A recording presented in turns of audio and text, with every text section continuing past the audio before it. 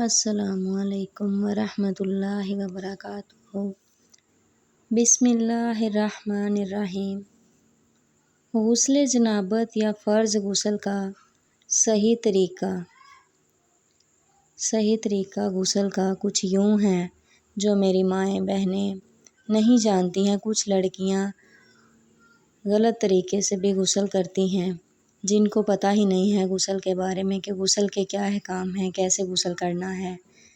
تو نمبر 1 پہ تو نیت کریں، دل میں نیت کریں کہ میں اللہ تعالیٰ کی رضا کے لیے پاکی حاصل کرنے کی نیت سے غسل کر رہی ہوں یا کر رہا ہوں۔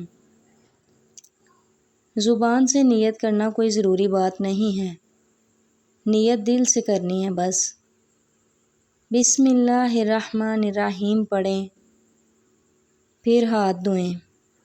اچھی طرح دونوں ہاتھوں کو دھو کر ناخنوں کو اچھی طرح صاف کر دھوئیں۔ دھو کر دونوں ہاتھ کلائیوں سمیت 3 مرتبہ دھوئیں۔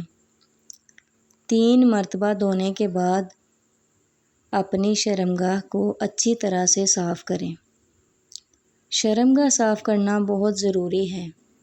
جسم پر اگر کوئی بھی نجاست ہے، مطلب کوئی گندگی ہو، تو اسے اچھی طرح سے دھو لیں۔ اس کو دھونے کے بعد وضو کریں۔ وضو کس طرح کرنا ہے؟ جیسے نماز کے لیے وضو کرتے ہیں، نماز والے وضو کی طرح مکمل وضو کریں۔ اگر چاہیں تو پاؤں آخر میں بھی دھو سکتے ہیں۔ سر پر پانی ڈالیں۔ سر پر 3 مرتبہ پانی ڈالیں، اس طرح کہ بالوں کی جڑوں تک پانی پہنچ جائے۔ پورے سر کو گیلا کریں اچھی طرح سے۔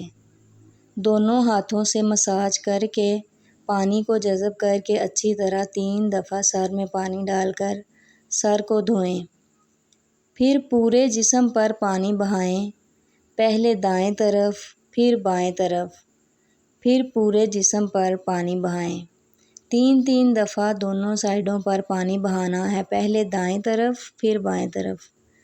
اس بات کا خیال رکھیں کہ جسم کا کوئی بھی حصہ خشک نہ رہ جائے، حتیٰ کہ کانوں کے پیچھے، بغلیں، ناف، انگلیوں اور پاؤں کی انگلیوں کے درمیان، گھٹنوں کے پیچھے، کہیں بھی کوئی بھی جسم کا حصہ خشک نہیں رہنا چاہیے۔ ہر جگہ پانی پہنچا کے اچھی طرح سے اپنے ہاتھوں سے، انگلیوں سے صاف کریں اور اس کو گیلا کریں۔ 8واں یہ ہے کہ پاؤں کو دھو لیں۔